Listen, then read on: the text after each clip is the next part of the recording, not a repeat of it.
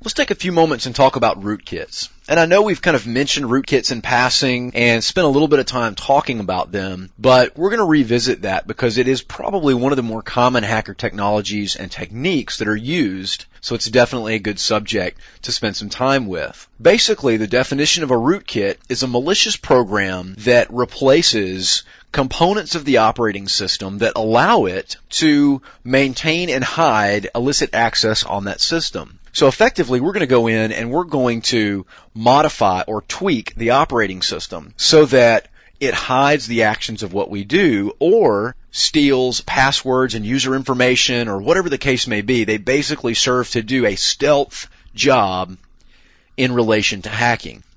Usually rootkits will require some level of permissions on that system depending on that rootkit, and ultimately it will require root level access to install it, but oftentimes you'll find that rootkits are embedded with an exploit or a hack of some sort that allows you to get that as long as you can execute it on the remote system.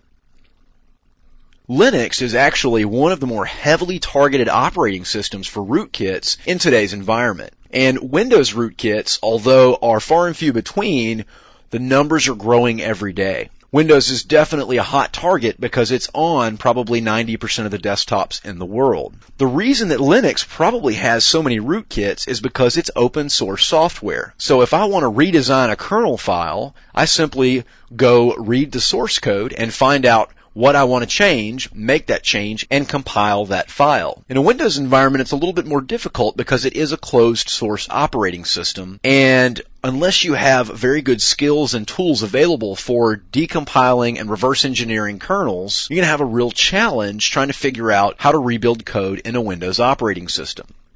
One of the big downsides to a rootkit for security professionals is that there are very few detection methods available. As a matter of fact, systems are rooted almost every day and retrofitted with rootkits, and no one will ever know until that system is rebuilt.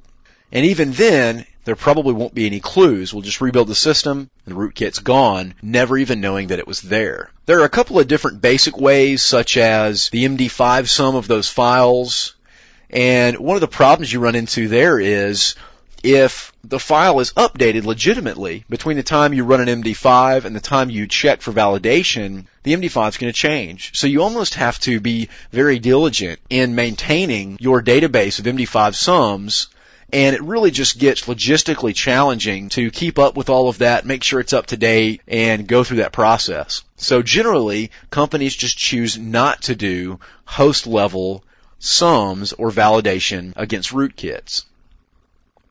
Once you have established that you have a rootkit, or you've even installed a rootkit on a system, it's all but impossible to actually remove because it embeds itself so deeply into the system that removing it would probably destroy the system altogether.